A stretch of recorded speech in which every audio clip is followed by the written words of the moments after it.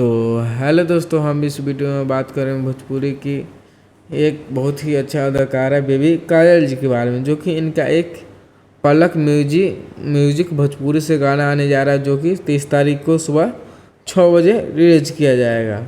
और यह गाना का नाम है कजरवा ए राजा, जो कि यह गाना के लिखे हैं ऋषभ पांडे जी और प्रतीक राज, और संगीत है अभिषेक गुप्ता जी का। वीडियो निर्देशक हैं सुनील निराला जी और कोरियोग्राफर किए हैं सुनील निराला जी और कोरियोग्राफर किए हैं आकाश राज, डीओपी किए हैं मनोज विश्वकर्मा जी, एडिट किए हैं विवेक VFX, मेकअप किए हैं गोविंद राजा और दिव्या, निर्माता है विनय पांडे, डिजिटल है विक्की यादव जी का।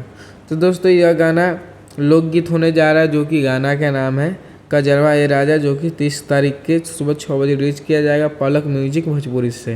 तो दोस्तों, वीडियो पसंद आया होगा तो वीडियो को लाइक कीजिएगा, चैनल पर नया हो तो चैनल को सब्सक्राइब कर लीजिएगा, ताकि भोजपुरी के हर अपडेट आप तक पहुंच पाए। जय हिंद, जय भोजपुरी, धन्यवाद।